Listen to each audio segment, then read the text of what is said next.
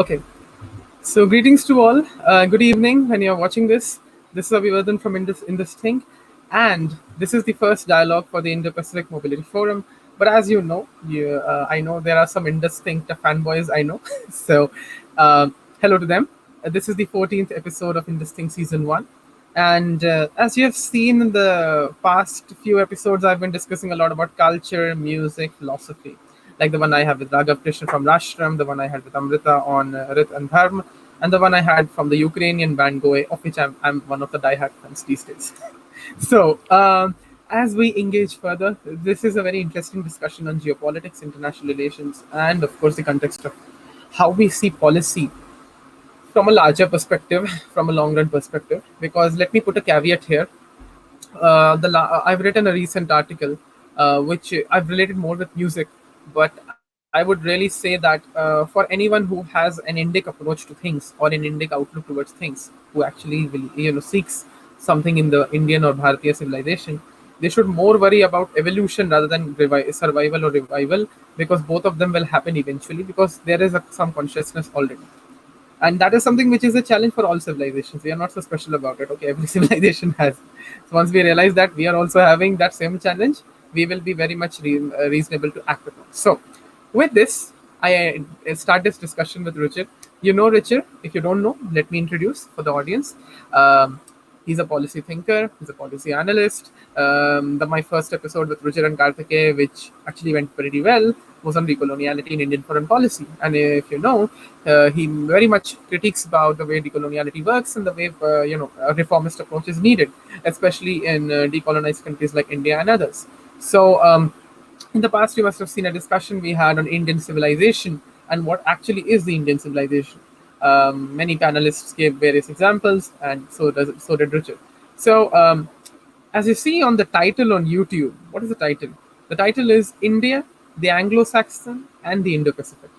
And why it is the title at the end of the day?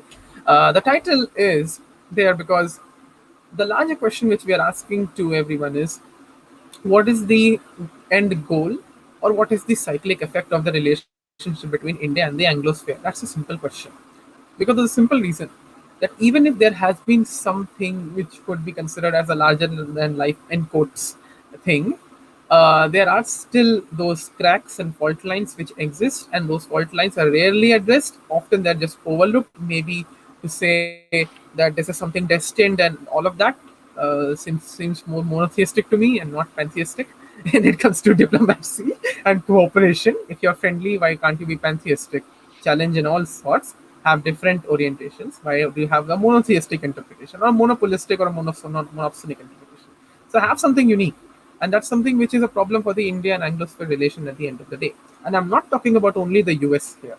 I have very strict views on the United States, and I still pose a position that the US has created a great hollow in the global order in its own way by its own acts, intentionally as well as unintentionally, both of them, because some reports show they knew about it, some show they don't.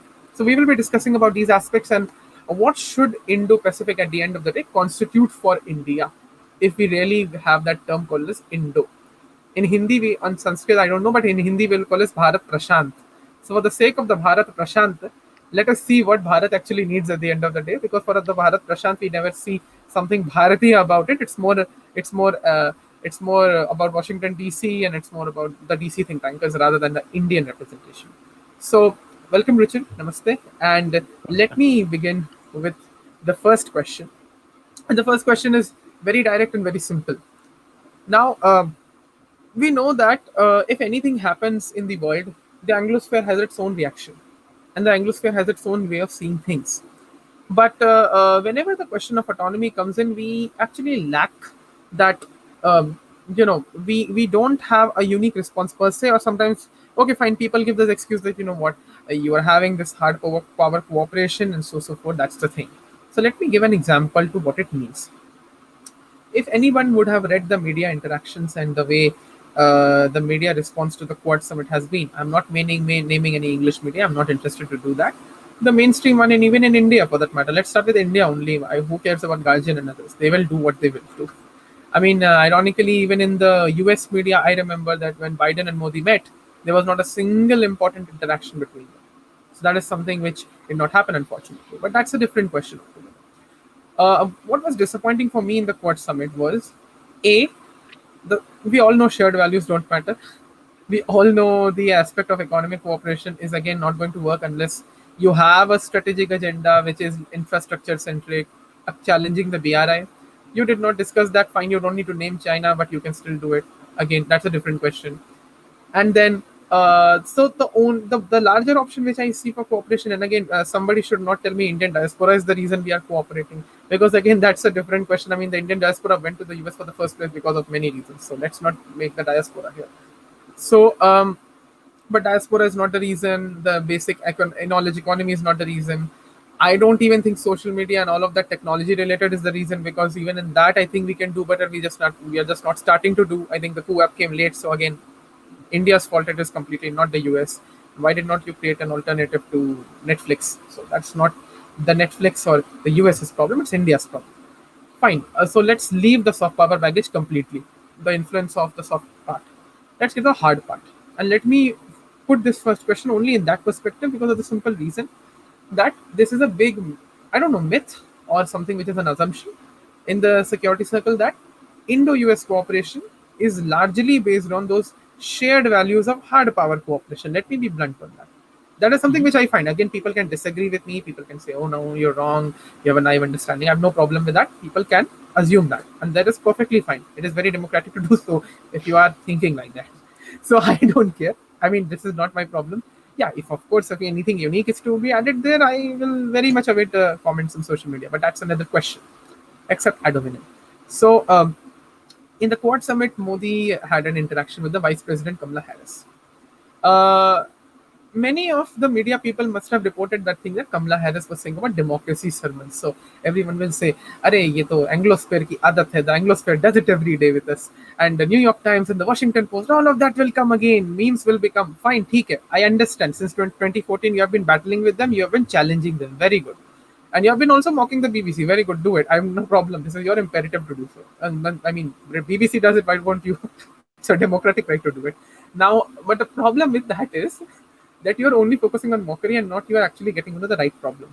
And the right problem is, which I tried to diagnose, was that the motto of cooperation doesn't seem to be energetic. It seems to be more reconciliatory and superficial. And that is where a larger question looms in for India's security imperatives. The US is a different question. They will handle their own. The Pentagon is capable to do so. But let's to more focus about India's security cooperation in the Indo-Pacific. Because at the end of the day, the Indo-Pacific is Indian, and it has to be India centric. It's not China centric. We all know that the Asia Pacific construct was what? It was more of a reconciliatory construct to just add Myanmar into the the commercial sector. I still, whenever I see the history of law firms in India or any commercial firm in India, I don't see India too much being active there. I see Singapore, South Korea, Japan, Indonesia, Myanmar, all of these countries active, but it's like just lost. So that is something which with the Asia Pacific I've not seen commonly with India. That India being a very important participant to it. It's more like China is the leader, and you know what, Japan has its own technology relationship with China in many ways. Like fine, you have cooperation and so forth. So Asia Pacific is the Chinese construct plus the ASEAN construct, where we know the Southeast Asian countries are very fragile in their own political inclinations. But Indo-Pacific it is India-centric, and that is my request that people understand that it should be India-centric if it is Indo-Pacific, and it should be Indo-Pacific. It's a good idea per se. Thanks to Shinzo Abe for doing that at the first place in 2007. How do you see the whole development of this construct from a security point of view? Because that is the larger question. Because what concerns me more that ठीक है, let us assume for a while that the Anglosphere would say, and I may ask another question on this, so I'm not elaborating more on this because we can have a better discussion on that. Let us assume that the Anglosphere is saying we can try to control our soft power elites. I'm already saying they will never be able to do because they're of their own misdeeds.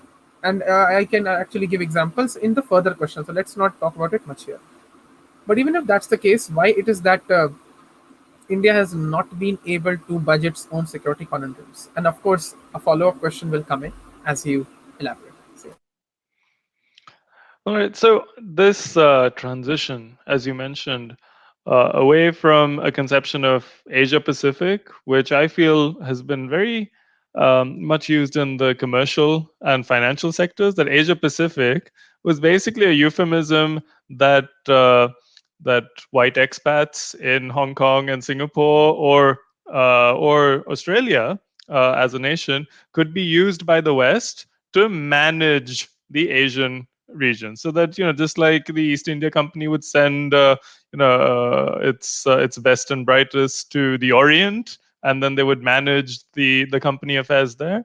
The Asia Pacific convention. When I think of Asia Pacific, I don't think of security. I don't think of geopolitics. I think of the Asia Pacific headquarters of Facebook and Google and HSBC and Standard Chartered, which are all outposts of the West in this region, in Hong Kong, in Singapore, in Sydney. Now, this new concept of Indo Pacific, what does it mean? It's not Asia Pacific plus India, because it's not really about India. What it actually means, and it's very easy for us, unfortunately, in superficial analysis, to feel warm inside. Oh, they're including us. They even rebranded it for Indians. And, oh, they want to look after us, take us under their protective wing. No, what it actually means is the Indian Ocean plus the Pacific Ocean. So it's about naval supremacy. That these countries have a strong security interest in the region extending from East Africa, so which is one end of the Indian Ocean, to Indonesia, Australia, New Zealand, and then beyond to French Polynesia, to Oceania. Now, that is what the true meaning of Indo Pacific is. About naval security, about looking after international trade and shipping, about pushing the interests of the US, of the AUKUS alliance, as it's now called, the Australia, UK, and US strategic partnership, or of the Quad, which is the US, Australia, Japan, and India. Now, all of these partnerships, they're only as good as they are useful to individual countries. Now, at the moment, they're being used by certain countries which have a fear of China supplanting them as the dominant provider of naval security for shipping routes in this region. Whereas India, which has been part of the Quad, has not really shaped its agenda much. India doesn't have at the moment much of a naval rivalry with China, because we have a hot border with them. We have a physical border, terrestrial border in Tibet, between India and Tibet, which is frequently seeing skirmishes, frequently seeing bloodshed, and is an active border. So, despite this, it's disappointing that the Quad has not included any actual Indian security interests, such as the Indo Tibetan border, such as Chinese claims on Arunachal Pradesh, or on Sikkim, or on the Ladakh Union Territory. In addition, there's this sense of jubilation among some policy intellectuals and think tankers in India or of Indian origin, that it's a great achievement that we're included in this in the first place. They could have done it without us. Well, essentially, they are doing it without us, and we're just tagging along, because if we're not shaping the agenda, then what are we? Are we just there to fill the numbers? That yes, we have an army of 1 million troops. Are they just cannon fodder to be thrown into the meat grinder in Tibet? While meanwhile, if things get heated between the U.S. and China, they will take steps to de-escalate it and find an elegant solution, but they won't come to our rescue if our border gets heated up with the People's Liberation Army of China. So that's important to recognize. And I feel that much of the discourse around the Quad, or uh, India's relationship with not just the US, but the Anglosphere as a wider community, is informed and influenced by the Anglophilic tendencies of our elite. That because Indian policymakers, think tankers, bureaucrats, diplomats feel culturally comfortable and can relate to the Anglo Saxon world, they, at some level, subconsciously, actually do believe the rhetoric about shared values or shared mentalities. And that's quite uh, a weak point of Indian foreign policy, because it gives power to these other countries, and not just to the state organs, that non-state actors. So media outlets in these countries act as if they have a veto over Indian policy making, because we pay attention to them, because we show that we are sensitive to their concerns, we're sensitive to our reputation, instead of embracing the reputation. So other countries of the power level of India, uh, if they are criticized by the Western media, they take it as a badge of honor. They're like, yes, yes, we are becoming autocratic. That's a good thing, because it means we're standing up for ourselves. Yes, our, president, our prime minister, he is a monster. That's why we voted for him. The fact that he's uh, antagonizing you just makes him look stronger to us. That's what Russians think. That's what the Chinese think. And that's something that maybe we should consider as well, because there are examples of other countries that, because of historical and cultural reasons, feel a sense of shame and inferiority at the elite level, at the policymaking level, and are thus hypersensitive to this sense of belonging. And they need approval, they need validation, they need to be uh, mollycoddled and told that they did a good job. They need pats on the head.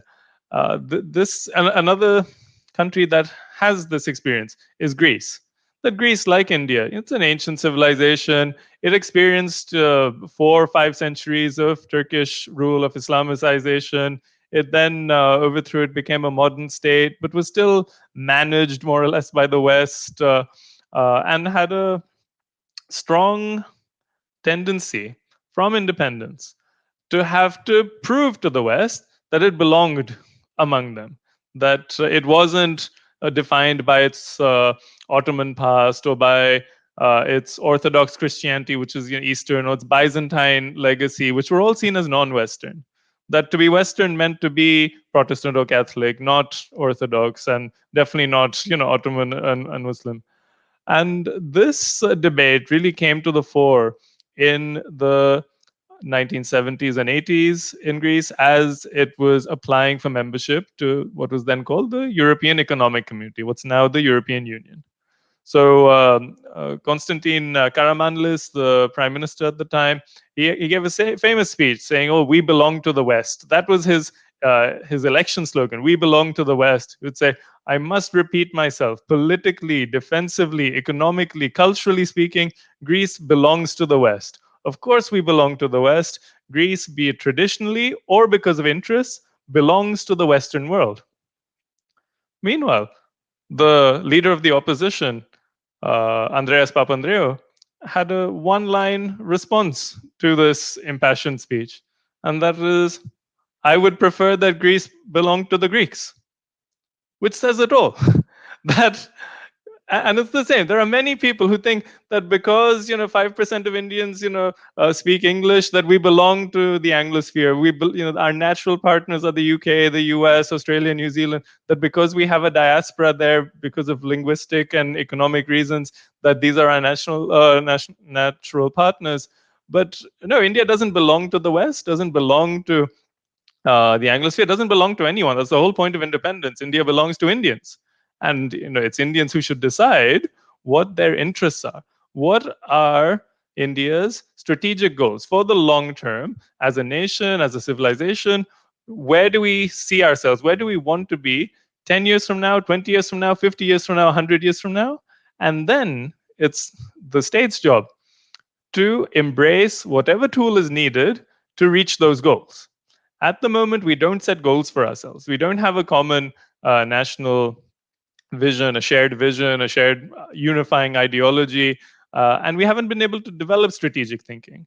And this lack of strategic thinking, this lack of a results-based, goal-oriented approach to statecraft is damaging us, because then all we're doing is maintaining the status quo or hoping for the best and trying to get along with everyone and win goodwill, collect good boy points. And we think that, oh, when you collect enough good boy points, we'll be granted the seat on the UN Security Council that we deserve. Nobody deserves a seat on the UN Security Council. How did it come into being? That the countries that won the Second World War gave themselves permanent seats, and they're not going to give it up, and they're not going to dilute it. That even this dream that has been sold to us, that oh, we're going to become a superpower and we'll have a permanent seat on the Security Council at the UN. The proposals for reform of the UN Security Council will not give new members, even if they're made permanent, even if countries like India or Brazil are given permanent seats on the Security Council, we won't be given veto power. Veto power will stay with the original five. So then what's the point? Then it's just, yeah, our goal is just validation. We want a meaningless gesture and we're very happy for it. And we spend so much energy pursuing a worthless goal. A more meaningful goal will be one that benefits the people over the long term. And just to complete the point about Greece and its fixation with belonging to the West, or India and its fixation with belonging to the Anglosphere, that the intellectual Sotiris Mithralexis, he wrote that this dilemma and fixation with belonging to the West engenders obstacles for Greece's flourishing, prosperity, and balance. Because this fixation, in many different forms on this question, turns the country into a never ending group therapy session without catharsis, without resolution. That we're just using foreign policy to enact our own inferiority complex instead of using foreign policy to boldly pursue our goals. And that's not how a strong power, a sovereign power, should be behaving. I completely understand the reflection which is coming, but yeah, I sympathize in that. So, anyways, maybe you can tilt a little bit to your left, and then maybe we can manage it out. But yeah, no issues. So, you made some very interesting points about the autonomy of Greece, and on that, I would like to add something.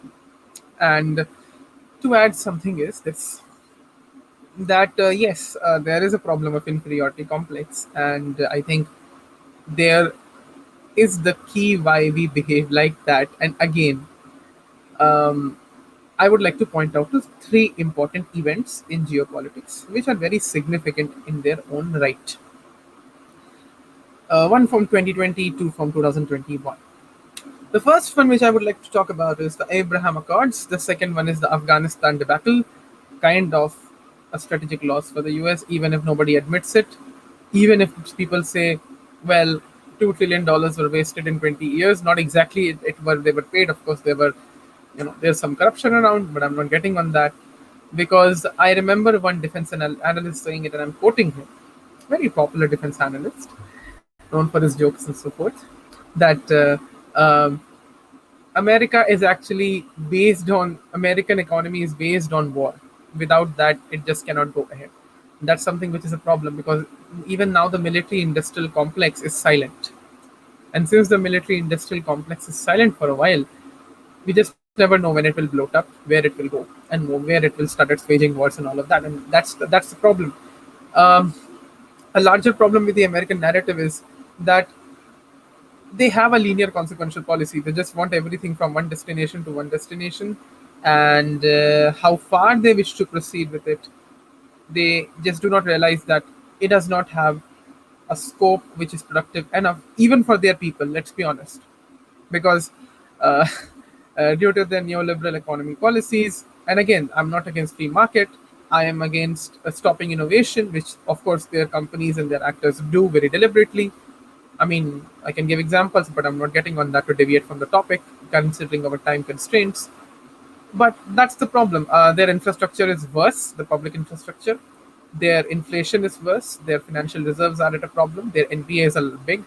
So I think even America should ask what actually their problems are, not recognizing them. Or so, of course, we'll get on the discussion on culture and how their postmodernism, blah blah blah, creates conflict economy. But let us have a deeper discussion on that afterwards, not now.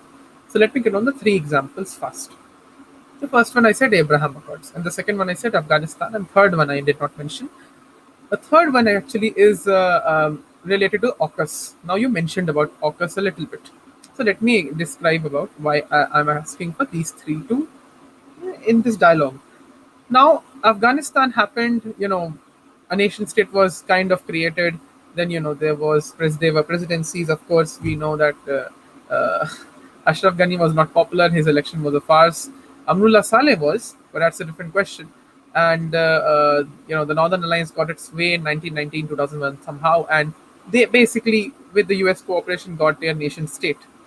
But in 2021 August, just near our Independence Day, let's say, 15th of August, legally Independence Day, the problem that we had was that the Taliban campaign succeeded. They captured Kabul, and then, of course, that was the time when India was the president of the UNSC for 1 month as a non-permanent member elected for 2 years. Now, ironically, Ambassador Trimurti makes 2 points for Taliban's legitimacy, and the first point is that women and minorities must be protected. You should respect them at the end of the day. That's the first condition.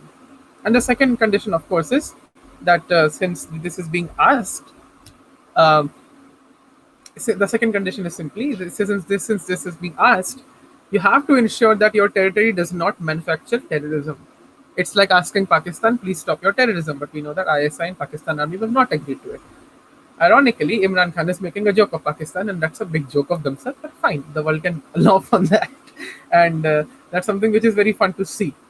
I remember a very interesting incident. I think it has recently happened that the ISI chief has not been promoted, and this is something which they are frustrated now, and everybody's making memes on general affairs. I mean that everybody's saying "आग लगाई तो मजा आगे" types. Now उल्टा हो रहा है, जैसे को तैसा. Enjoy that. So that's a cracker of laughter. But okay.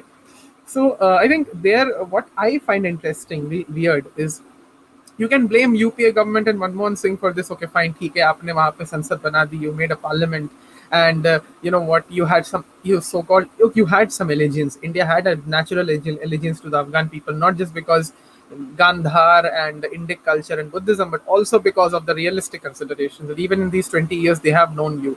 There were cultural interactions with Afghanis and the Indian diplomats as well as Indian people. I mean, it is true. I remember in one moot court organized by my organization recently in January or February, we had judges who were I mean law academics passed out from masters, and they were Afghan women who were actually judging as moot court judges. So I know that Afghans are really there, and that's a different question about their mobility and cooperation. That's already gone because of the security status in Afghanistan. It's a conflict economy of its own way. My problem with that was that, of course, it was bound to happen. The U.S. intelligence agencies had known. Why is it that India since 2014 and even beyond 2014, because 7 years is a long time for you, you never even thought of budging around and changing a bit to see where your assets were? I don't know if there were. I'm not assured that there were. There might be. The raw knows it. I don't know. I don't know about it. And even if I would know, I would not declassify it. But even if let's assume they had very incompetent assets they had, because what we see is that they are much acting like a pseudo client state for the US by saying, okay. So I remember a statement which was published, it's like a Sarkari Sutra or government sources say. So it was like that, which was like India and US collectively saying to Pakistan and China, government sources say, privately or whatsoever published in the media. I can't share the link right now, but people can Google it. They state that, okay, India and US say to Pakistan and China, you want Taliban as Islamic Emirate of Afghanistan? Fine. just ensure these points, you will ensure democracy in Afghanistan. Ironically, we know those countries won't. And practically speaking, that's not their imperative to do either because of various issues. We will discuss BRI afterward, but not now. So, I think the larger problem here with India is you are strategically very clueless. Again, the same cassette tape we have been talking about from the first Indus episode. I'm sorry to do that, but we have been seeing this, and I don't know what effect will it have, but what effect can it have is for future strategic thinkers and future legal as well as policy thinkers to think about it in a very prospective sense. Because the problem with the Anglosphere is you can't have that Berlin Wall moment all over again. Please come out of that romance. Please come out of that Reagan speech for Gorbachev, the Mr. Gorbachev. Let's break the borders. Blah blah blah. भैया ठीक है वो समय समाप्त हो चुका है. You can also read the Trump speech in Poland, what he talked about Europe. But again, that can be motivating, but it's not practical enough. So that's a different question. So that is one point. Afghanistan. India was very clueless again. Second was AUKUS. France, of course, was kind of very disappointed by the way AUKUS became a reality, and they were disappointed, and of course, there were socio-economic and other concerns per se. But uh, but why is it that India is not acting in a proactive manner? Because let me tell you, I don't know if the CATSA sanctions will be applied on India. And let me say, even Bruno Mackay said it on Twitter. I remember, let that happen even. Let that happen for once because hona hi hai. Because they are clueless with the Wendy Sherman and all of those. They don't know what they're doing particularly. So let that happen because I just got a statement recently. They're saying that kya S400 lena is S400 is dangerous, so you should not have it. I mean, the weapon lena dangerous. अच्छी बात है, ठीक है. So where you also then stop manufacturing weapons. They are dangerous for the whole world. Simple. Remove your ICBMs. Can you do it? No. So just I think that's a very weird irony for the U.S. Deputy Secretary of State to state that. Nevertheless, that's the case. So that's the case. Unfortunately, India was again clueless. It more seems to us that despite India's campaign to let Covishield be recognized in Europe and other countries, despite India's own way of stating that, what, the TRIPS waiver issue, you know it very well, it was some months before that, for intellectual property rights in WTO, that, what, you just can't have certain IP waivers for particular substances which were critical in making vaccines. India tried to handle, and Blinken finally said, okay, we will bulge. But I don't know what's the progress so far. Maybe people have forgotten about it. But that is still not resembling around, but more of a reconciliatory path by assuming in a default manner that yes, that is the future. My point is not that whether you want cooperation or not, that's a different baggage altogether. It's a strategic risk. I mean, 10 years after, maybe the US changes, who knows? Maybe they stop their wokeism, maybe they change their liberal model, who knows? I don't know. I can't guarantee about it, but we don't know. And since we don't know, we have to be prepared with multiple risks. That is how the war games happen. That is how risks games are understood. That is something which India did not. And the last one, which is Abraham Accords, to make it short. The Abraham Accords came in. It was a phenomenal achievement for the Middle Eastern countries, according to me. Not because, not I'm not going to say, oh fine, it was some holy achievement on former President MAGA King Donald Trump. I'm not going to say that. But what I'm going to say, because I know there are many MAGA lovers in India, and it is fine. You can love Donald Trump. I mean, he's an entrepreneur. I support entrepreneurs, and I don't care about that. So ठीक है, entrepreneur है, तारीफ करिए, पूरी प्रशंसा करिए. But point is, it is not just about Donald Trump. The Abraham Accords has a history, whether it is cooperation between Israel and UAE. I think former Prime Minister Rabin wanted cooperation with the UAE Crown Prince, and then of course things went bad. He was assassinated, and as people state, and even now, if you see the two-state solution problem with Palestine, the Arab League is bulging around. Even last year, it stated that on this issue of Palestine, two-state solution is okay, as Mohammed bin Salman says always, but still they want more constructive economic cooperation. They don't want to get into this identity politics thing. They don't want to get into this conflict economy thing anymore. It doesn't suit them. It doesn't matter. I mean, the UNHRC might come up with any frivolous statement against anyone. the credibility of international human rights law, as I always am being very critical of international human rights law, not because of human rights as a concept, but what actually it has become now. A leviathan, according to the Western Hobbesian language. So, since that has happened, it has caused a lot of problems. And that is where something I'm concerned as to where India will be acting in a strategic manner, because I don't see anything for now. Maybe they had some military exercises. Yes, I agree. I remember Minister Jaishankar going to Saudi Arabia frequently, UAE frequently. I agree that they are doing something.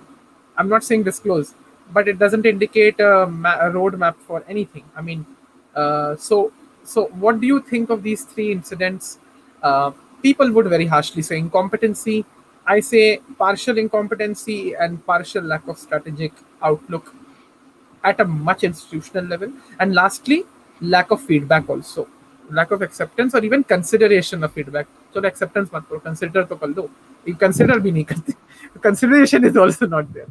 So now I have kind of rested my case, not as a counselor, not a counselor, but yeah, as whatever. So what do you think?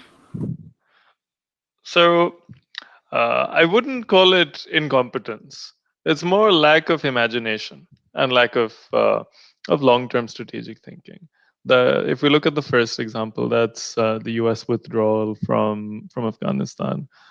It was done in a chaotic manner by the U.S. It was done in a way that betrayed not just their partners within the Afghan democratic government, but also their own NATO allies, who they had dragged in to help manage the occupation and then, well, the invasion, the occupation, and nation building efforts in Afghanistan after the Taliban.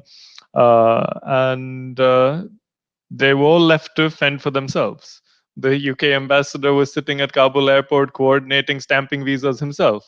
Now, this is not uh, an experience that fills their own allies with confidence about US reliability, let alone the, let's say, strategic partners, if that's what India wants to be. Because let's face it, India is not going to be a US ally, because an alliance is one of mutual aid, mutual assistance. There's no scenario, even if we signed an alliance, there's no scenario in which American troops are going to come and defend Indian sovereignty at the border with Tibet or the border with Pakistan to the west.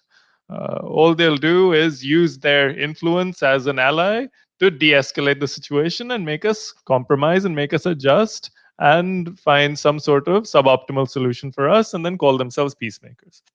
So there's no scenario in which the US will ever become a treaty ally of India's. And the US being a superpower, the way it interprets its alliances is that its allies come to the US's defense, and in return, those allies, so called allies, the actually client states, become captive markets for US military and industrial exports. And this ties in very well to what you mentioned, the second point, AUKUS. So this security partnership between Australia, the UK, and US, which came as a surprise to many in September 2021, wherein France was on the verge of announcing a 65 billion euro submarine deal with the Australians. And at the last moment, literally with hours to go before the initial announcement, Australia pulled out of the deal, which it had negotiated. They had requested France, who are leaders in nuclear submarine technology, to create special diesel subs for Australia.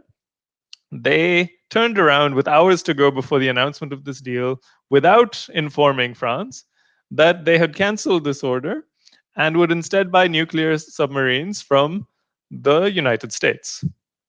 And this is exactly the conception of alliance that the US has with these countries. That you come under this protective shield, but in return you have to buy American products. What were you thinking of buying French products? And this, is important not just because it has now created a parallel structure in the Indo-Pacific. So earlier there was the Quad. Everyone in India was patting themselves on the back. Oh, India's relevant. India's a regional power. It's been included in this Quad with the US, Australia, and Japan for Indo-Pacific security. That means we're relevant. Now there's a parallel one of much closer Anglosphere allies. There's no Japan, there's no India, there's no France. Even though France, people don't realize this, but France is not just metropolitan France on the continent of Europe. French territory extends to South America. There's French Guyana. It extends to the Arctic. It extends to the Indian Ocean. It extends to the Pacific. They have extensive territories in the Pacific. They have millions of citizens across the world outside of Europe. So, of course, they are a relevant security player in this region. And to have antagonized them in such a underhanded way has reinforced, what people in France, what the French policymaking elite have believed for 70 years, that the Anglosphere can't be trusted. Charles de Gaulle used to say this. That's why he opposed the United Kingdom joining the European Economic Community. He thought they would be internal saboteurs. That's why he withdrew France from the NATO command structure. That's why France developed its own independent nuclear deterrent so that it wouldn't be dependent on the US or UK. And they were right to do so. In the past few years, President Emmanuel Macron has also expressed his frustration with the UK as a spoiler within the European Union. Thankfully, they've now left. He's expressed his dissatisfaction with Germany, with its risk aversion, which is, if not an Anglo-Saxon country, is a Saxon country, and is informed by that same Protestant mentality of austerity and risk aversion in their case. Uh, and finally, the most vitriol that has been coming out of the French presidency is against the US for exporting its cultural wars, for exporting its woke ideology, its university debates into the culture of France.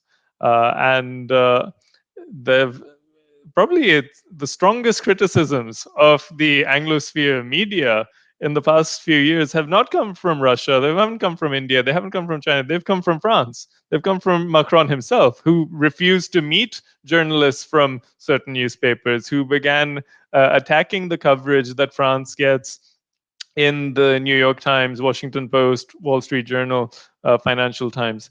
So, with this background, for Australia to have cancelled this deal and gotten into bed with its, true partners, with its brother and sister countries of the Anglosphere, will only accelerate a process that was already in motion.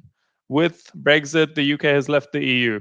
With Angela Merkel's retirement, it's now going to take weeks or months for a new coalition to be formed in Germany, and then even longer for the new chancellor to build up the kind of credibility he or she needs to lead Europe.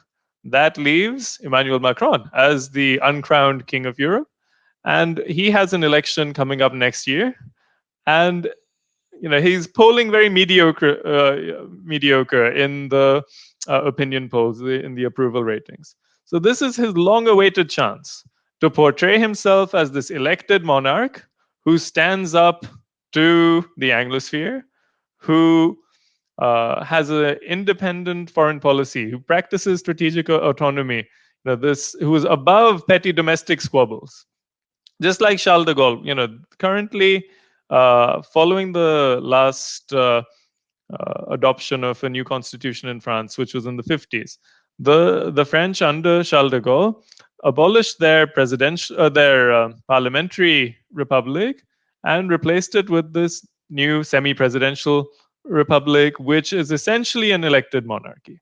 The people expect the president of France to be someone with gravitas, to be someone who leads the country into the future. Each president is supposed to have their legacy for years to come. That can be through architecture, it can be through scientific achievements, It can be through high speed rail. It can be through France's space program, France's nuclear program. And this is his chance to really portray himself as the leader of Europe. And we're already seeing this, that soon after this betrayal, as the French foreign minister called it, he called it a stab in the back, he called it a betrayal. France has moved very proactively to assert itself as a geopolitical player. One example is that Greece, a fellow NATO member, a fellow European Union member, has been facing aggression by its neighbor Turkey and its historical rival Turkey, its former colonizer Turkey, for years. That the Turkish Air Force violates Greek airspace, the Turkish diplomats make aspersions on Greek territories, and there's also this weaponization. So Erdogan is currently paid by the EU to not let Syrian migrants and refugees enter the EU, but this just gives him power to blackmail frontline countries like Greece or Bulgaria by threatening to send waves of refugees that they can't handle. Now, amidst all of this, the EU and NATO have been useless in defending Greek interests or defending Greek sovereignty because, uh, uh, well, to put it simply, Germany is very sensitive to its relationship with Turkey for various reasons. For internal reasons, there's a large Turkish diaspora in Germany, but also for economic reasons and political perception reasons, that they find it convenient to work together to mollify and manage Erdogan in Turkey. And if countries like Greece or Bulgaria have to be sacrificed to it, they're seen as lesser Europeans anyway in the German policymaking elite. With this background, France has now signed a historical military alliance with Greece, which is unprecedented. That, why would two NATO members, two EU members who already tied through so many treaties, sign a bilateral treaty? It's because the EU and NATO are not fulfilling their purpose, and this gives France a new role. What's also interesting is, why is France so interested in defending Greece all of a sudden? It's because Greece bought military equipment from France. Why is France suddenly so interested in working together with India? Because India bought the Rafale fighter jet from France. And this is what makes France a very interesting military supplier. That the nature of the French economy and French society is such that uh, it has one of the highest contributions of government spending to its GDP in the developed world.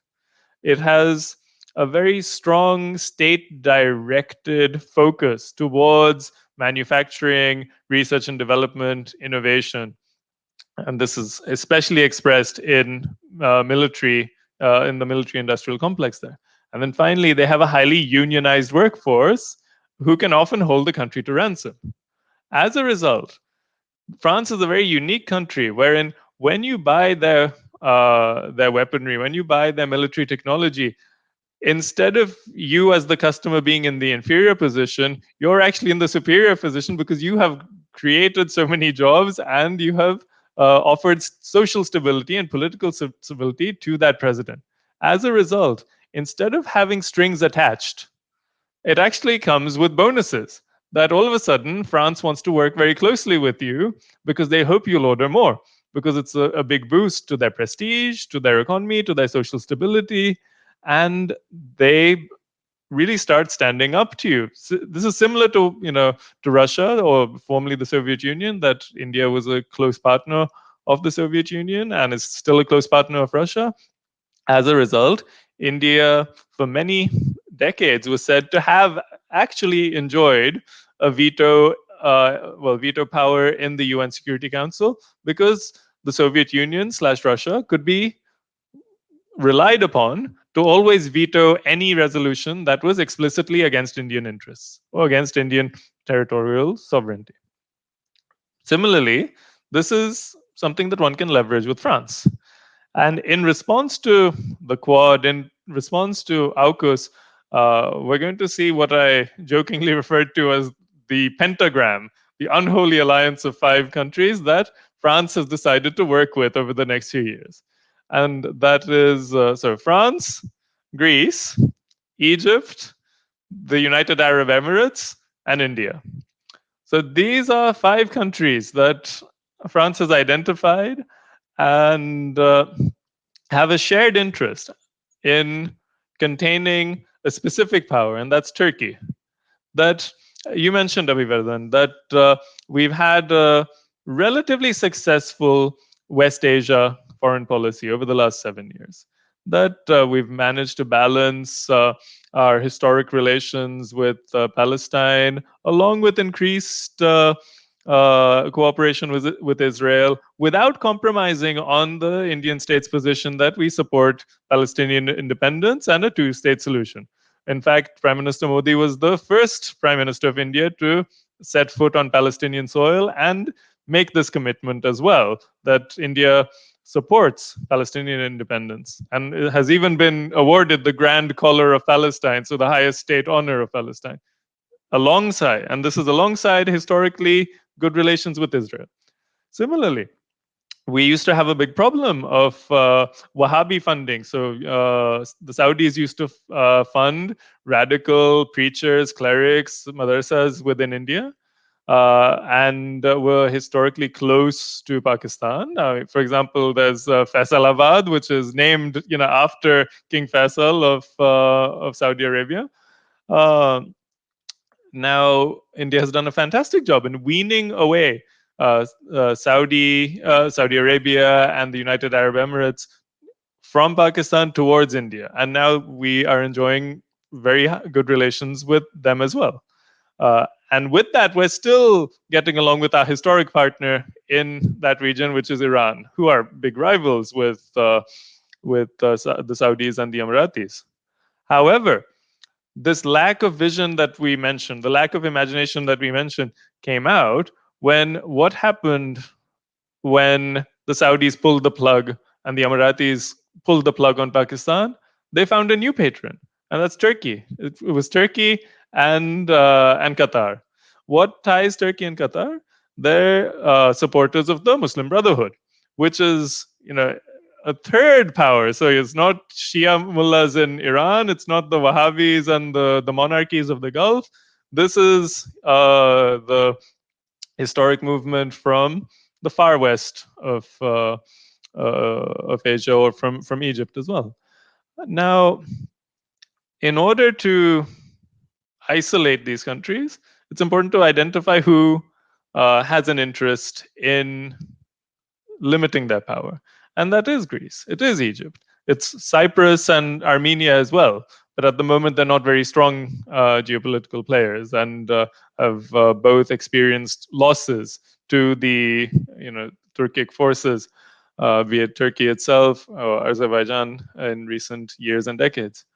But this is something worth watching, that the development of, or let's say the rediscovery of French strategic autonomy will be very interesting to see.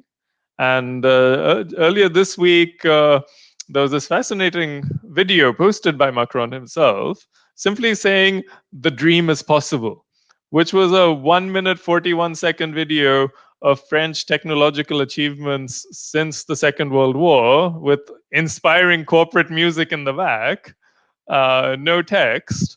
And then at the end, it just simply said France 2030. Now, that was very cryptic, no context, we just posted it.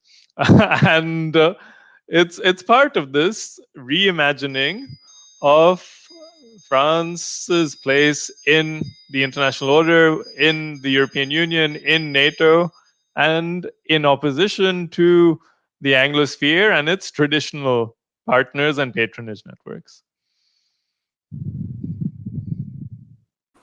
Great. Since we are talking about Emmanuel Macron, just two things in his honor, and then we go ahead with the next part of this discussion, because I think we have a little bit more to discuss.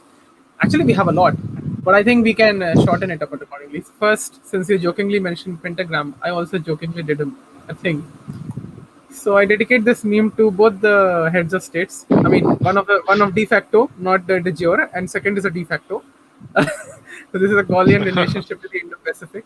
It's kind of a tribute I give. I really wish that something creative happens, something genuine happens, and I really seek much cooperation. I have one follow-up question, two follow-up questions on Europe, but before that, since we are talking about Emmanuel Macron, I'd like to share something really interesting. So I think if viewers have not watched it, please vouch on what Richard said. That tweet was something, and I'm just sharing a little bit instance of it so that people can enjoy it. So 3, 2, 1, top. La France a toujours été à la pointe des recherches concernant l'énergie atomique. Ce cœur artificiel 100% français est un miracle. La conserve. C'est fait, le train à grande vitesse a été officiellement inauguré aujourd'hui, ce train le plus rapide.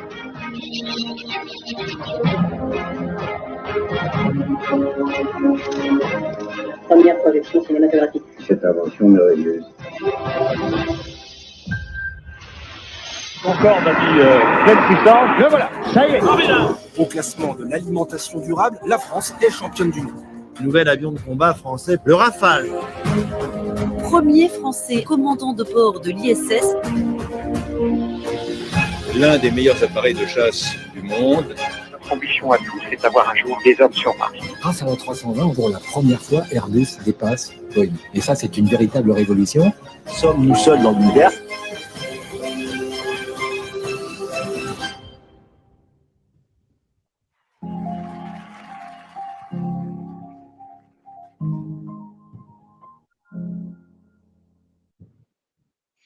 So since France 2030 is something which is an imagined future for Macron, I really wish that it happens. And of course, we also go beyond Atmanirbhar to actually think about something. If we really conceive that we are a Vishwaguru, considering that we are not right now, but maybe we should.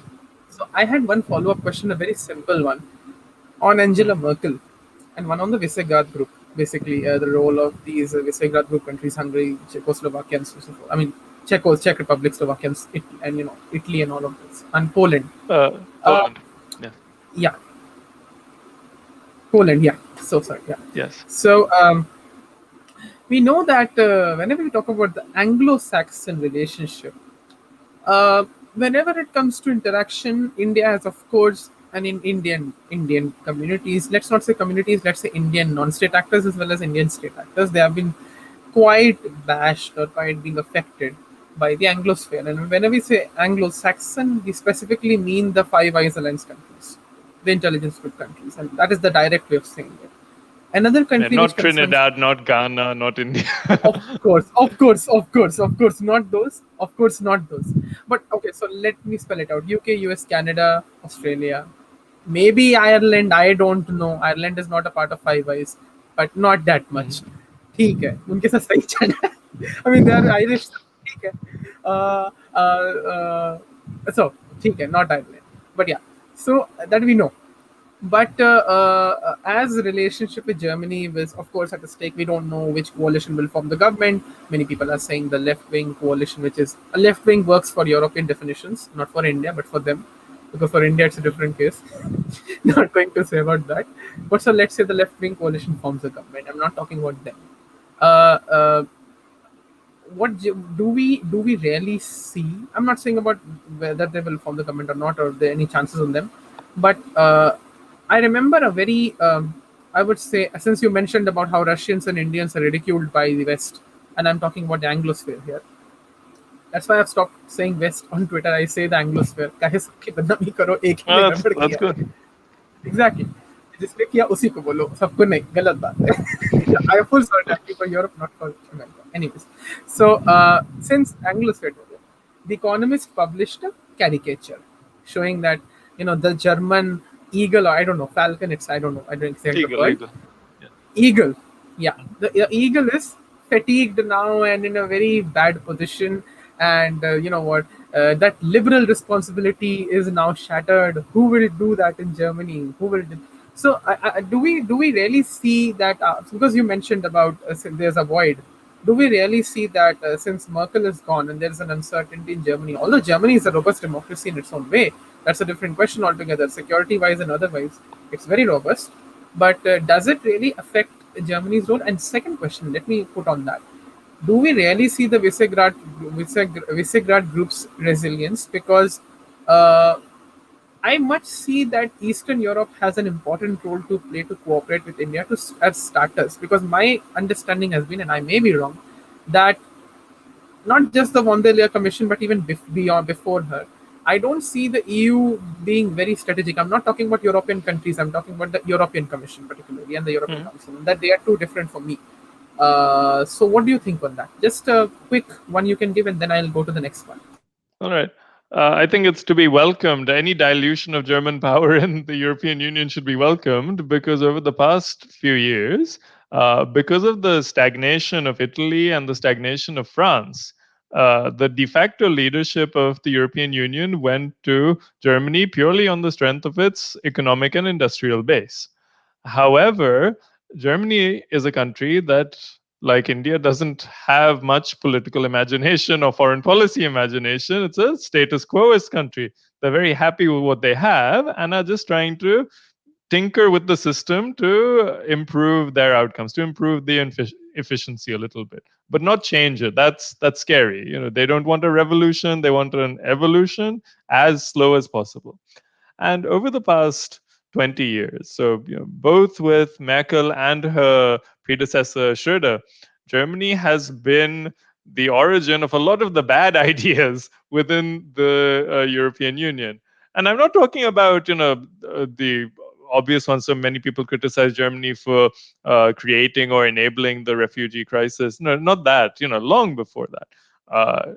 I mean, economically, but the way in which the Eurozone and the European Union were manipulated very cynically by German lobbyists and by extension the German government to vassalize and colonize the peripheral member states. So countries in Eastern and Southern Europe have been reduced to East India Company style colonies, that they are only seen as sources of cheap labor.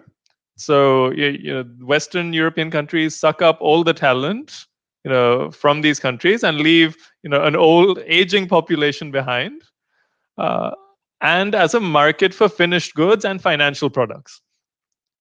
And this is very unhealthy. And it's caused by the euro, because the euro is just a rebranded Deutsche Mark, and comes with the historical sensitivities that Germany has because of its unique history. So Germans are traumatized by the hyperinflation after World War One, that they feel, oh, economic stability, inflation is the first step to Hitler. And because of that, we created the conditions for the rise of Nazism. So inflation must be controlled at all costs. So they've stagnated the economy. They've stagnated the entire Eurozone, the entire European Union, in order to guarantee Germany 1% growth per year. And then they're very proud, oh, we grew our economy by 1% a year. What is the economy? The economy is manufacturing cars based on coal power, as if it's the 1890s. Now, it's still uh, a very mercantilist way of looking at your industrial export strategy. And that's why Germany is a manufacturing powerhouse, that competes, with China and Japan. But it has come at a great cost. And often their policies, while cynical and self-serving, were clothed in morality, where they would tell, and this will be very familiar to people in India and in Asia and Africa and the Caribbean, they would tell these countries when they complained, when Southern Europeans or Eastern Europeans complained that you're hollowing out our societies, you forcibly deindustrialized us, you took away all our young talent, and then you export your toxic political debates to our countries, and then you frame it in morality that you people are poor because you're backward and regressive and we're here to civilize you. If only you acted more like us, and you would deserve to be rich. But right now you don't deserve it. You're lazy, you don't pay your taxes, you have a Mediterranean mentality, you have a Balkan mentality, you have an Eastern mentality, your socialization was during communism, so you're all idiots. This is what they were told. And that when the adults speak, you children should be quiet and listen. That's how Germany negotiates with other member states. And it causes resentment. And there's great jubilation in many capitals, behind the scenes. They won't do it openly, that Merkel is gone and the toxic influence of her party might go away. I mean, there's still a chance that her party, the Christian Democrats, will stay in power and lead what's called the Jamaica coalition. So the black Christian Democrats with the pro-business Free Democrats, the yellows, and the greens. That's still a possibility. But what they're looking forward to is a more equal European Union where it's not dominated by one cultural economic hegemon, and also one which is more open to a better form of European Union being possible. Because the German approach was a better world is not possible. This is the best world we can hope for because it works well for Germany. Why would you want anything different? Who are you? You're a small country. You're a Eastern country. You're a post-socialist country. You're a Mediterranean country. What do you know? Did you have 1% growth last year? No, you had 0.3% growth. That makes you stupid. So yeah, very good. Congratulations, Germany. Thank you. You finally did it. You demonstrated patience in riding out, Merkel for as long as she wanted to stay. It's a shame you couldn't get rid of her earlier. But all right, now hopefully something better can come out of it. And now you mentioned the Visegrad states. So that's Poland, Czechia, Slovakia, and Hungary. Which are called the V4, which is a grouping of states who, traditionally were called Eastern European, but now prefer to call themselves Central European, because Eastern European comes with that stigma that, oh, you're poor, you're socialist, you're stupid, you're just a bunch of plumbers and cheap laborers. Because this is how they're portrayed, not just perceived, it's how they're portrayed in the Western European media and the Anglophone media.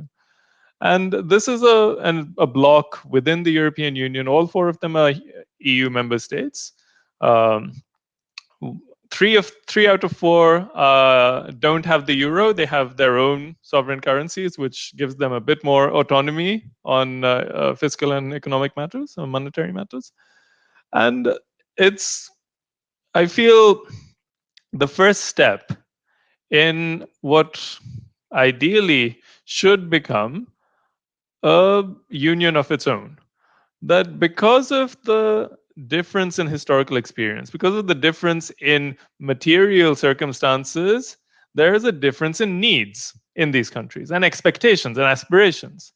That a lot of the EU's dominant frameworks or set policies are designed to preserve the comfort of the original members. So Benelux, so Belgium, the Netherlands, Luxembourg, Germany, specifically West Germany, because East Germany is treated the same way, deindustrialized, hollowed out of its youth, and then after you've hollowed out the country, and what do? You throw them a few pennies, say, oh, paint up your old town, it's very cute and picturesque, maybe you'll get a few tourists once in a while. But that's not a long-term solution. And then they complain that, oh, why are these regions full of extremists? Why are they full of these strange political parties that make us uncomfortable? Well, they arise from the material economic circumstances, social circumstances that have been engendered. So in the future, we might see a second union, either within the EU or in parallel to it, on the lines of what used to be called the Polish-Lithuanian Commonwealth. From the Baltic Sea to the Black Sea, there was, in fact, for many centuries, it was the biggest, richest, most peaceful, most modern country in Europe. It's not one that's talked about anymore, but there was a time when Poland and Lithuania formed a noble republic, which was very unique for its time. So it was like their Mahajanpad, to use our own ancient history of republics. So they had a Mahajanpad in Europe. And it was a very democratic, open, egalitarian society. It was one of the few countries at the time which did not actively persecute its Jews. It didn't actively persecute its Roma community, for example. And that's why there were so many Jews and Roma in Eastern Europe. Because why weren't there any in Western Europe? Most of them had been killed in medieval times for not being Christian or not being white enough. Now, perhaps the Visegrad group over time can become the successor, the spiritual successor to the Polish-Lithuanian Commonwealth, wherein it can create a set of values that suit its historical context, that suit the people in that country and their in that region and their aspirations, rather than just being dragged along unwillingly with the neoliberal consensus of Western Europe, who are already wealthy and can engage in aesthetic, performative politics without any meaning, without any upliftment, without any growth. So I think there's a lot of potential there. To add on that, even when we see Indo-European cooperation, because even I have vouched for it, and even uh, we are working on a very interesting report. My organization, Global Assembly, we are coming up with proposing what should be an Indo-Pacific approach for India, and we have said that it should be two things. First, India-centric. I mean, ठीक है, China तो है ही civilizational rival. It's such an obvious thing. Obsessing about around Xi Jinping and the People's Liberation Army is just like pandering to Taiwan, and Taiwan doesn't disclose what it wishes to do. So I'm not getting on China much. When we will become stronger, of course, we can deal with Taiwan and China whatsoever. I don't care about Taiwan and China that much. If there is a Taiwan by then. Yeah, I mean, of course, it could be a case. I have been quite surprised by the way the Taiwanese think about it, because they are like, भाई अगर तुम चाहते हो cooperation, why don't you change your position on borders? Why don't you change your position on South China Sea? You have the exact same position as the Chinese. So you don't have a different position. Then you don't have a new strategic consensus. You might be good on semiconductors and all of that stuff, but again, it's a bargain for that same neoliberal thing, and that's where even with Europe this problem comes in. That the European Union came up with its Indo-Pacific strategy, and the problem which I found personally was at a professional level. Nobody's personally affected by it. Personally, academically speaking or policy-wise speaking, is that the approach was very much less India-centric. It was more confused than before. There were some good brownie points. I'm not saying there was nothing, but I was kind of surprised by their approach. Maybe it is that I think post-Merkel, we will see some changes in their Indo-Pacific strategy, and that's why I asked the question on Visegrad Group. Before we go ahead, I have to share one interesting thing, since we are talking about Europe, and I think viewers must watch this, and I found this quite interesting. Even you will find it interesting, so just give me a second. Sure. Can you see this? So, shout out to Paulo Garbaudo from Twitter, at the rate Paulo Garbaudo, PAOLOGERBAUDO. Thank you for this interesting map. Really grateful. So if you can see, even for viewers, I can try to make it visible. One of the most amazing thing is that in Hungary, only Budapest is the region which says that Europe is a primary attachment. But if you see in the Visegrad group, I think maybe a little bit. I don't know if this area is in Germany or which country. But if you see, that's Moravia in the Czech Republic. Okay, Czech Republic, right? Or wait, okay. No, it's Silesia. So it's Czech Silesia. So just Czech south Silesia. of Krakow in the coal, and Katowice, the coal belt. Okay, so if you see the rest of the map, you'll find that they care more about their country than Europe itself, or regional issues. But I think much interesting estimations can be made from here, even when we see France and when we see Portugal and so forth. So So I think this is very interesting. yeah. Can you keep it on it? I'd love to go through it with you, because Sure. if we look at the regions which are in in orange, so that's Yeah. generally either regions that have separatist tendencies. So, for example, in Spain, so Catalonia or the Basque Country or Galicia, where they have a distinct culture, or in Germany, Bavaria, and Saxony, which have a distinct culture and define themselves in opposition to the core of the country and the capital. In Yeah. France, it's the same. So Brittany, so in the far northwest, and then the French Basque region in the southwest. Italy, the northeast, is the wealthiest part of the country and has its own distinctive culture and likes to. It's called the nationalism of the rich, when certain regions, and you might notice this happening in India as well over the next few decades, certain regions at the edge of the country, if they achieve better economic status than the capital or than the rural areas, they make that into a great virtue and say, oh, the rest of the country are poor peasants and they're tying us down. If we were independent, our magical, province or state would be so much better off without these losers. Which, I've already seen some Dravidian activists and Khalistani activists say this. Ironically, even I find it when people from Bengal, Uttar Pradesh, and the rest of the North India fight. So, of course, not getting on. Although Bengal is not in a good state, maybe that's one exceptionalism. But I get your point. So, yeah. So yeah, you were saying something on Europe. You can complete it. Yeah.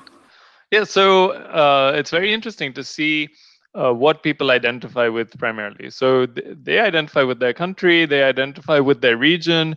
They don't yet identify with the European Union, because the European Union is still a very abstract concept. It doesn't affect people in their day-to-day lives, and they don't feel fully in control or in ownership or invested or participative in it, unfortunately. And this is a reflection of that.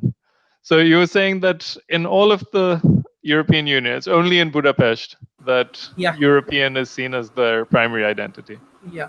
I in the chat I've just shared with you the link, so that if you don't get a zoomed link, you can just check it otherwise. But it's only Budapest, and yeah, it's only Budapest because there's a red dot where it states that only region with Europe is a primary attachment. Yes. Nowhere else anything is there. I think they gave other examples, but they're not related to the red part in legend as mentioned. So I think that's the thing. So ironically, somebody commented on Twitter. I mean, you can see the comment. So let me feature the comment. Ironically, no comments, brother. You can see the comment yourself. So, anyways, so nice. I think if we had a good tour, you can maybe look at it afterwards, and let's get to the next part of the discussion. It's really getting interesting.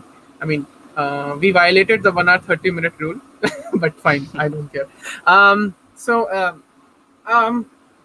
Violations are okay if they make sense. Now, the one like in geopolitics, the ones who make the rules, like the rules-based international order, are the ones who are allowed to break them.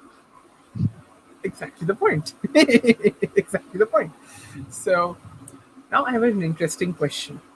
Since we talk about European cooperation, and I hope more from European cooperation, maybe French cooperation, rather than American and Anglo-sphere cooperation, because one interesting example from culture which I like to give, and thanks to Bakibs for that, Kiran, and he gave an example, and it's very apparent actually. So there is a discussion going on, like the same language debate, which often happens, right? But it's not the separatism debate anymore, the Dravidians and all of that, because now even the South Indians are saying, let's have English and get the job and all of that stuff. I'm not getting on the political stuff. So I'm not even going to discuss the politics. In fact, as a part of IPMF and Interesting, we're going to have an episode this Sunday with a very interesting panel on languages. I thank Dr. Balram Shukla for coming in the last discussion on Hindi Divas. He actually discussed how Hindi became, not Hindi as a language, not language sciences, but Hindi, when it comes to Hindi speakers, became very, it actually assumed the colonizing tendency of the English-speaking elite. So that is how the regional languages in India were affected, and this is a very big reason why Urdu gets its own way, because Urdu and Farsi have a lot of connection, like 75% of their vocabulary comes from Sanskrit. But Hindi, despite having a lot of great connection with Sanskrit, Tatsam and Tadbhav, it's still not able to gain that ground. Ironically, Hindi does have a lot of connection with regional languages. So Waqif points out a very interesting thing, that you can have, for the sake of your job or whatever, English as a language of your medium when it comes to speaking, writing, blah blah blah, and people understand. As a communication medium, yes. Exactly. It's like saying having an official language at the UN. Who cares? Like two working languages we have there, French and English. So yeah, but when it comes to knowledge and cultural intelligence, this is something which even I have discussed with Dr. Balram Shukla very extensively, that the reason I had a good English was because of Hindi and my love in Hindi. I loved Hindi so much, and I still write poems. I still am a Hindi poet. So Hindi was the reason my cultural intelligence grew, and I understood English in a different way altogether. Not the Anglican way, but an Indian way.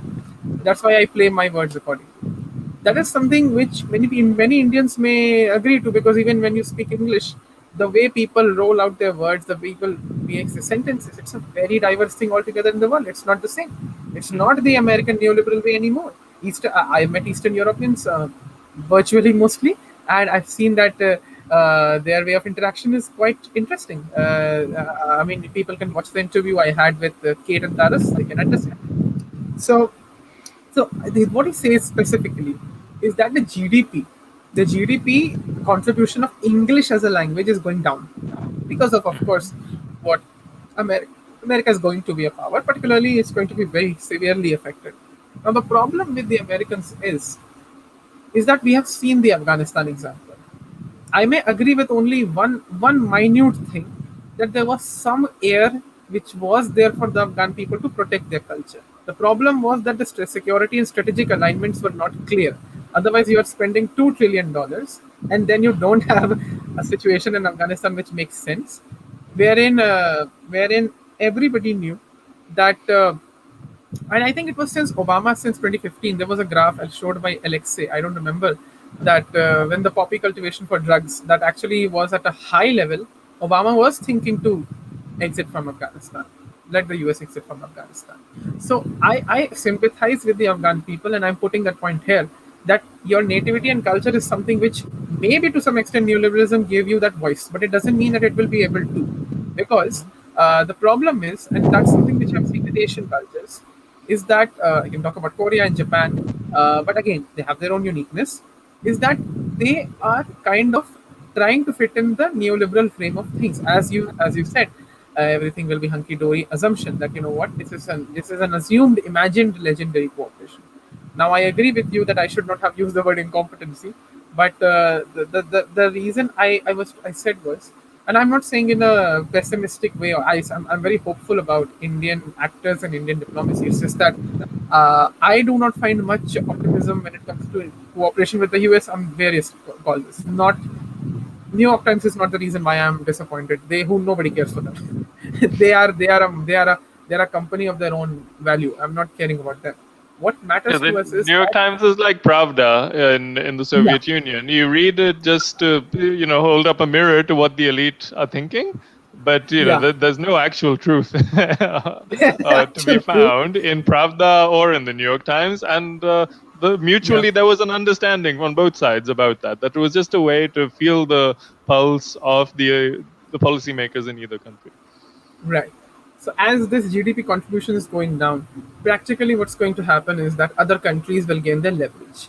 Ironically, there's a person called Verdastilo. People can follow them on Twitter on language issues. He says that everybody, even Google, is appropriating and getting information on how English language is dominant. But nobody has accurate data on how Mandarin is dominant also. When it comes to SEO, DNNSC, all of these things which when you form a website, post a website, where you have the URL and all of that, nobody cares to even study the Mandarin data. How many Chinese have it? How many Japanese have it? So that is something which is concerning, because nobody thinks about that.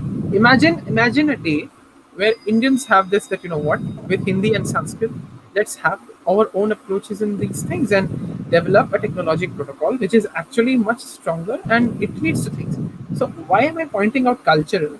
Is that yes, whatever the political momentum in 2014 was, it gave you the strength to go ahead. Many people agree with that, and that is good. But it's not about that 2014 moment, anyways, because the point is that every civilization is like a machine in its own way. I'm not talking about artificial and materialism. I'm talking about the whole construct itself. I remember a statement in India that is Bharat by J.S.I. Deepak about Shama Prasad Mukherjee, where Shama Prasad Mukherjee says that, what, India is a federal civilization. It is Sai Deepak's line, but he relates it from Shama Prasad Mukherjee and maybe also Deen Dayal Upadhyay. I don't remember exactly, but he relates from the Hindu Mahasabha and all of those that India is a federal civilization, truly federal civilization. Whatever federalism it is, whether the Mahajanapadas or anything, it can actually stay there. So when you have it, what is generally required, and this is something I'm putting as a caveat before you respond to this, people do not understand that merely by sharing memes of a temple and comparing it with Mona Lisa and saying, what, Tanjavur mein architecture acha tha, makes you something bigger. Because you need to know both. And then you need to say why Bharati is better. Because even that person who actually was contributory to the temple, that person must have done some parishram, right? You are not even doing the parishram, you're just being a social media influencer. That doesn't help. And that I pointed out because it's a long time fairly. Because politically, yes, you are gaining your autonomy, but when it comes to contribution, and I'm not being very obsessive around, or I'm not going to bash, but I'm only going to say that this particular understanding is not there, which is also a big reason why we pander a lot to the Anglosphere. Because we think that since it's English connect, and I'm not saying language, it's also the diaspora, blah, blah, blah, we do not, and that's why I sometimes say either we don't want to, or either we are just tired of it. We just stop even thinking about what better can we do with other countries in Europe, what better can we do with Southeast Asia. And this is something which concerns me. And it's not someone in a negative sense. I think people who are private actors in their own right are actually trying to do. I'm not talking about those people who make a narrative about Indic issues every day. I'm not that person. Indus does not do that. The objective of Indus is to basically, like, I remember a fanboy of Indus stating, Amrita, in a discussion, he told me that because of Ruchir and because of Waqifs, now I'm actually thinking that, what, reconciliation for Indian civilization is not the way. You have to think differently. So you can consider Amrita to be kind of a fanboy of yours as well. So That's nice to Amrita hear. sees this. Yeah, he said that, and I like I agreed with him that that's the whole thing. It is. I have been also figuring out that Indo-European cooperation is what it's. I'm that, and I think if you remember, I'll not mention the handle. There was a little of a debate which started that why Asian leadership should be asserted by India culturally and spiritually and so on, and not Indian or Hindu first. I'm not getting on identity. I'm getting on the practical aspect of what Asia represents. So, of course, you understand the question. But I'm only pointing out this because I think you can very interestingly answer this question. So, you can answer on the Asian aspects, not on identity, but consciousness, because dharmic consciousness is related to our strategic affairs. We never realize it. And that is something which people forget. We just think it's all about identity. It's not true. It's also consciousness. And consciousness builds cultural intelligence, which builds on a strategic approach. So, I think it's pretty simple too. So I think now you can elaborate, and yeah, sorry for being long. That's all right.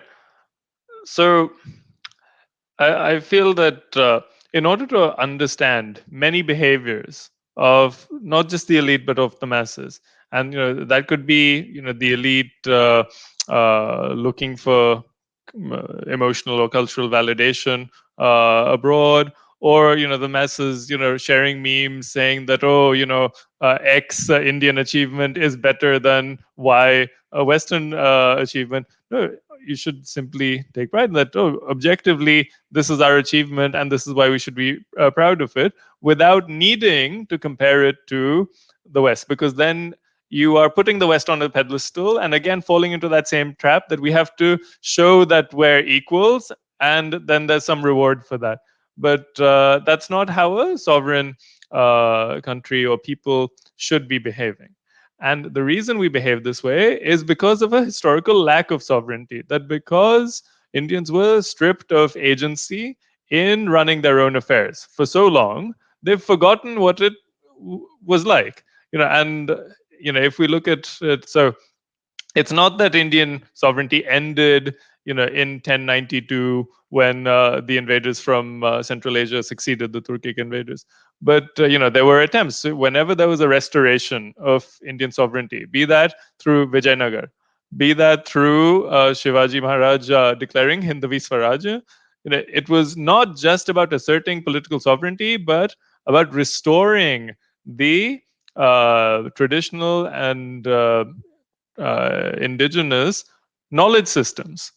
And that, because we haven't enjoyed agency through the state for a long time, and the state has not patronized these knowledge systems, we're reduced to playing this catch-up game, which is not a game. It's a trap that we're running very hard to prove that we're equals, but staying in the same place.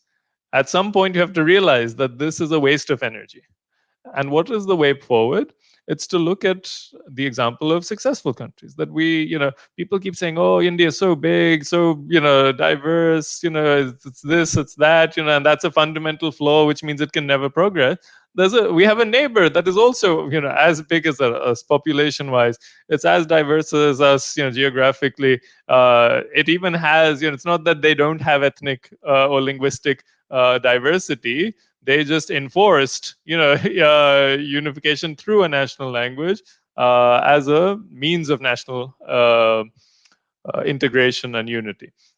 So, China has shown one model, Vietnam has shown another model, Singapore as a city-state has shown a certain model, which can't be emulated by India as a large state, unfortunately, but could be emulated on a smaller scale if we look at India's administrative subdivisions through district levels or janpad levels.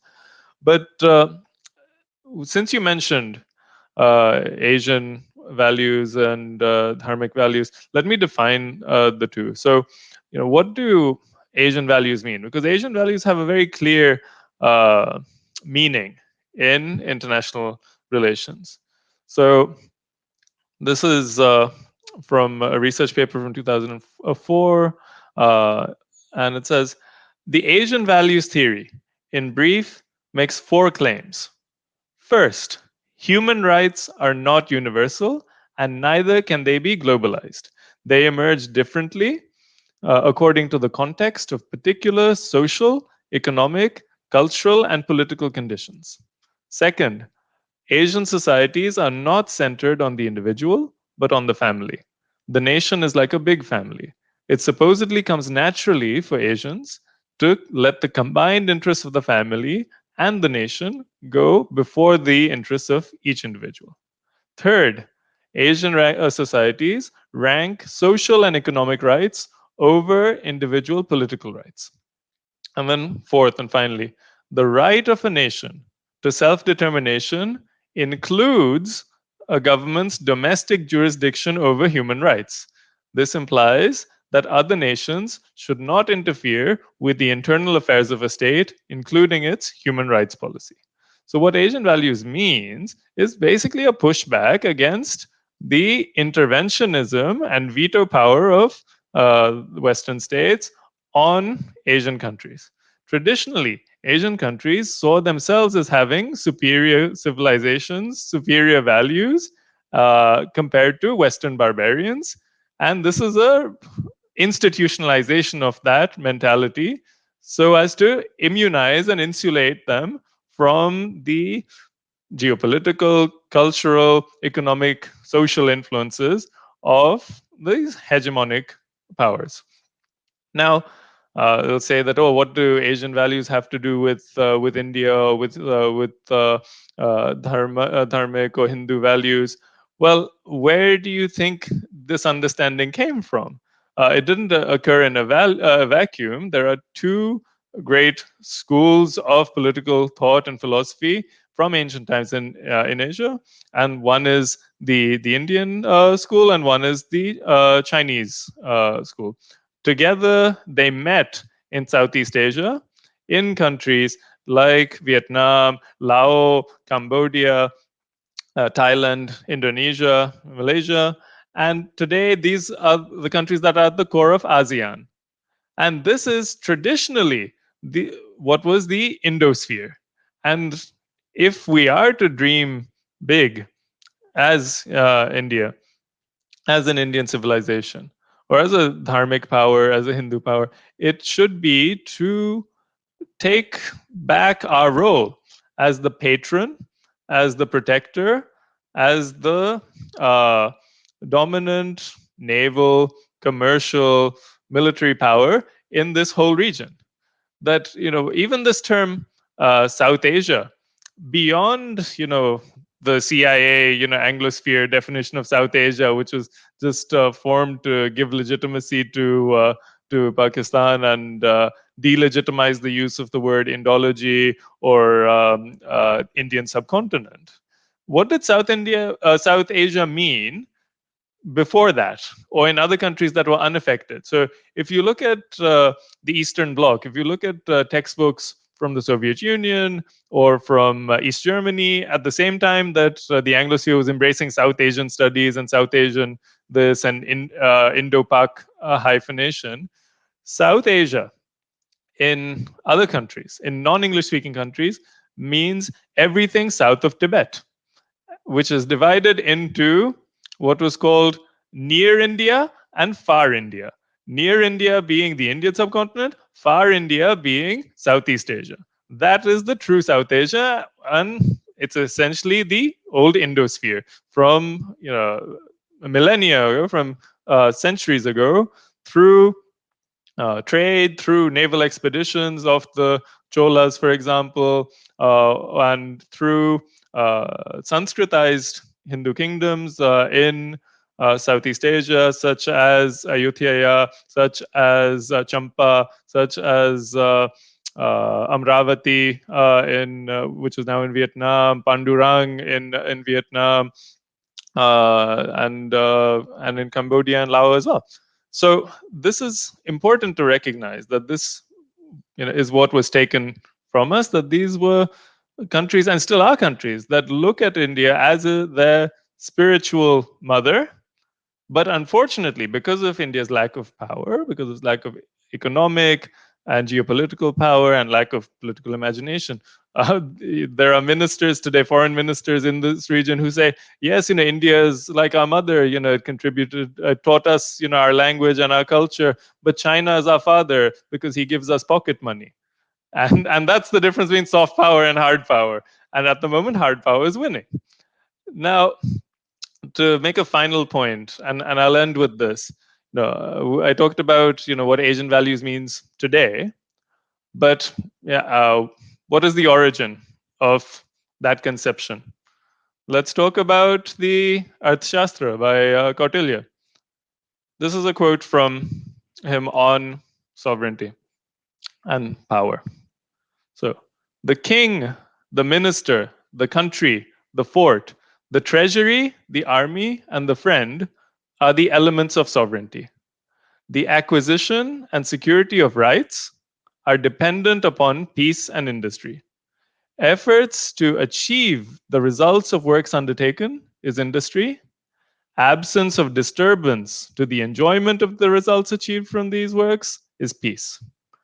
Strength is power, and happiness is the end. Strength is of three kinds. Power of deliberation is intellectual strength. The possession of a prosperous treasury and a strong army is the strength of sovereignty. And martial power is physical strength. The end is also of three kinds. That which is attainable by deliberation is the end, is the goal of deliberation. That which is attainable by the strength of sovereignty is the end of sovereignty. It is the goal of sovereignty. And that which is to be secured by perseverance is the end or the goal of martial power. The possession of power and happiness in a greater degree makes a king superior to another, in a less degree inferior, and in an equal degree equal. Hence, a king shall always endeavor to augment his own power and elevate his happiness. A king who is equal to his enemy in the matter of his sovereign elements shall, in virtue of his own righteous conduct, or with the help of those who are hostile or conspiring against his enemy, endeavor to throw his enemy's power into the shade. This understanding lives across Asia in modern political philosophies and state institutions as well. It reflects both Indian and Chinese thinkers on sovereignty and statecraft. And it's just in India, in its homeland, where we have not yet embraced these values. It doesn't matter what you call them. You can call it realism, you could call it Asian values, you can call it cynicism, you can call it Hindu values, you can call it Cortelian state, call it whatever you want. A tool that helps you achieve your goals is a good tool. A tool that prevents you, from reaching your goals is an obstacle. It's a bad tool and should be discarded.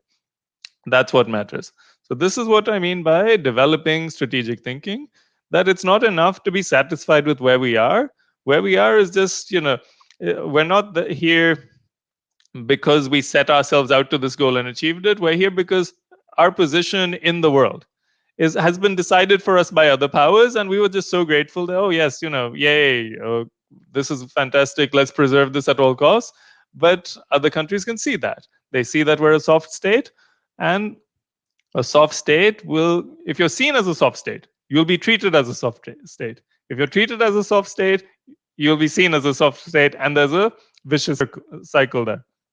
So that cycle has to be broken. You have to assert sovereignty, to assert power, and you have to dream big. You have to show imagination. You need what Thomas Sankara of Burkina Faso said, you need the courage to invent the future.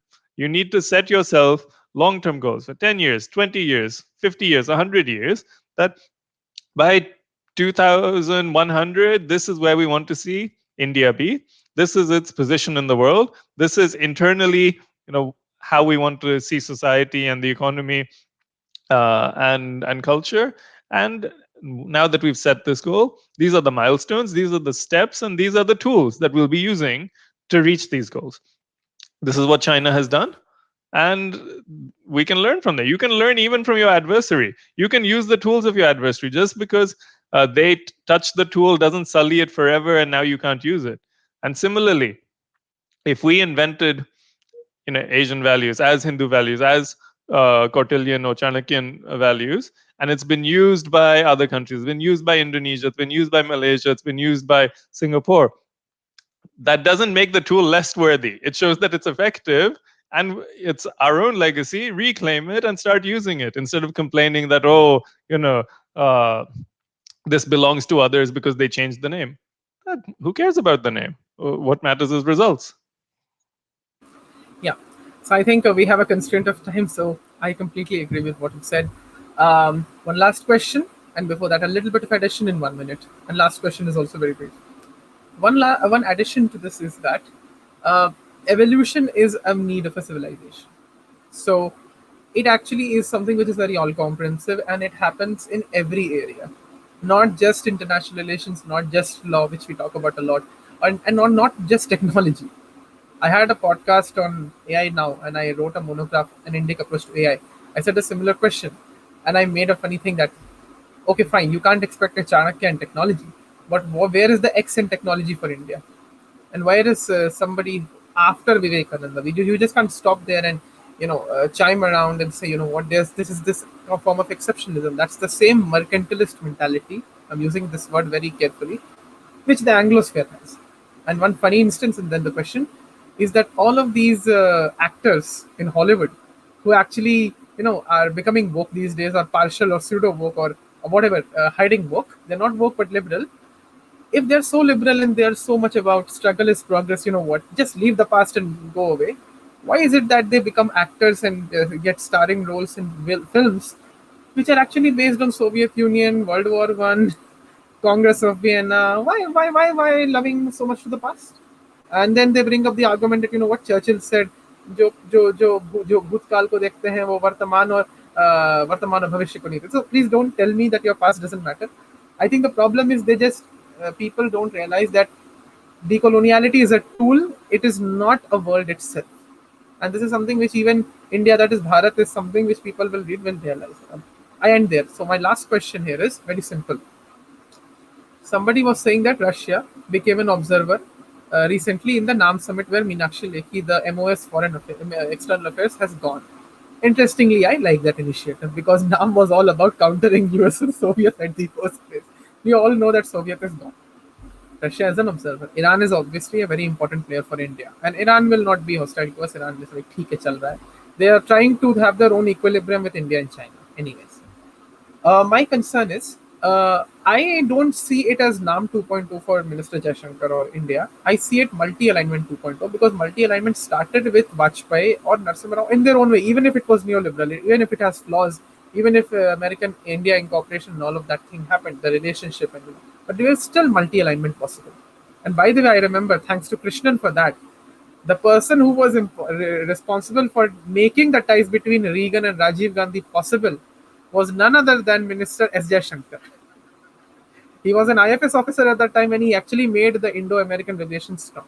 So I understand the that stuff, but fine. My question is, will it be NAM 2.0 or will it be multi-alignment 2.0 for India, considering what you have proposed for the pentagram? Jokingly, it can be octagram. I could have said add Saudi and Singapore, so heptagram, but ठीक है, मान लेते हैं कि है. What do you think of it? And that's where we can end fast because I think it's very getting long. I think it's quite clear that that India values its strategic autonomy, not just because of some nostalgia for the good old days of NAM. I think there's actually quite a lot of cynicism around NAM among Indian foreign policy makers. So within the Ministry of External Affairs, they see that it's not fit for purpose anymore. And the onus is actually now on NAM to reinvent itself. Once it has a purpose, then it's possible that India will find it attractive again. But at the moment, what India is pursuing is robust bilateral relations with multiple actors. Now, I don't see a future where India becomes a client state or ally of the US because both countries see each other as very unreliable. So the US doesn't trust India because, what do they expect? They expect loyalty, they expect effectiveness. The Indian state doesn't have the capacity to push forth its own interests. How will it deliver US interests? So, that's why the US prefers to work with autocracies, with Gulf monarchies, with Latin American dictatorships, because they get the job done. They don't care about dissent. The Pentagon wants something and they deliver. Now, there's a difference between becoming a client state or an ally of the US, which India will not become because they don't see us as reliable, and we have seen that they're not reliable, and they're not even reliable as a arms supplier, let alone as a strategic partner. But the other risk is becoming a semi-colony. Now, a client state or a vassal loses autonomy on foreign policy making, but it has sovereignty internally to do whatever it wants and has impunity. With the blessing of Washington D.C., it can do whatever it wants to its citizens. India is in the opposite situation. As a semi-colony, we ostensibly have sovereignty in foreign policy making, but internally we try to pass our own laws, try to enforce our own laws, and then you'll have some member of parliament, from a backbencher MP in the House of Commons talking about it in British Parliament. You'll have the city council in Seattle debating Indian laws and their legitimacy and their enforcement, or even not even Indian laws, Supreme Court judgments like the NRC. NRC is not an executive policy; it's being enforced at the direction of the courts. And some, essentially jumped up panchayat or zilla parishad in the US thinks that it's their right to interfere and put a veto on it, that, oh, how dare you enact this law or enforce this Supreme Court order. The city council of Seattle has spoken. Your masters have spoken, and we know better. Now that's the risk. This mental and cultural colonization, this semi-colonization or neo-colonialism. And I'll end with this, and this is, from the leading theoretician of the realist school of international relations. It's a very simple line.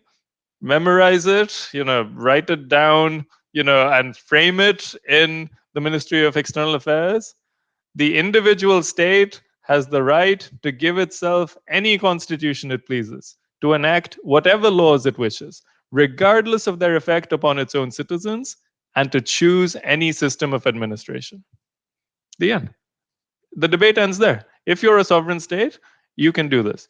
If you can't, and we're seeing that now, that's an issue, because that means we have given too much power over our system to external forces who don't have our interests at heart and are manipulating us cynically through the media, through their corporations, through their state, into submissiveness and keeping us in our place as a large source of cheap labor and a market for finished goods, financial products, social problems, and excess population.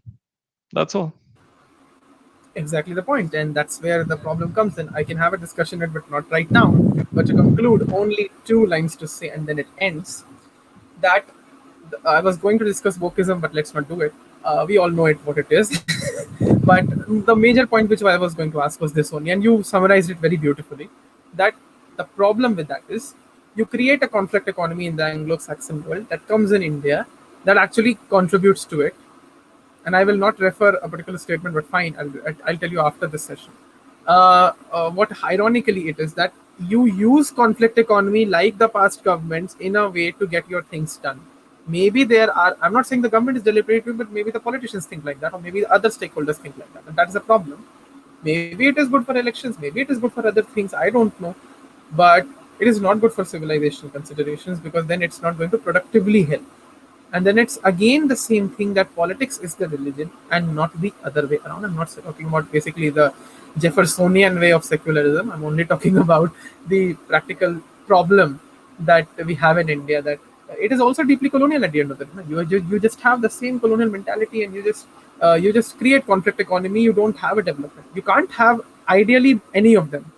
You can't have conflict completely. You can't have development. There will be some bit of it, but development should increase now. You should have more manufacturing sector. So that's something which is concerned. But still fine. I think we can do it. Let's see how we do it. And on a very sustainable note, must say. So those who go through this 1 hour, 52 minutes discussion, congratulations. It's a master thesis for you to enjoy. I'm just joking around. So here we end with the first dialogue of the Indo-Pacific Mobility Forum, and of course the 14th episode of Indus Think. We are going to discuss about India's role and India's, how India has not ratified the 1951 Refugee Convention, with Karthikeya and one very special guest from Jindal Global Law School. So do await a discussion this Sunday, as we are going to discuss about India's refugee approach and what can be a dharmic approach to international refugee law which India can adopt. So with this, we terminate this discussion. Thank you so much, Richard. I think we had a really long discussion, but maybe we can have more in future. But I think that's where the key is. Yeah, thanks again for inviting me. Thanks for the great conversation and questions and topics. I had a great time. And I hope this ignites people's minds, that let this be a basis to come up with your own ideas and run with them. But like we said, a good tool is one that helps us achieve our goals. A bad tool is one that doesn't. So it doesn't matter what the tool is called. It doesn't matter who made the tool. It doesn't matter who used the tool. If it's useful to us, embrace it. Embrace the reputation, embrace the tools. Yeah. With this, we end the session. Thank you so much for watching, and Namo Buddhaya.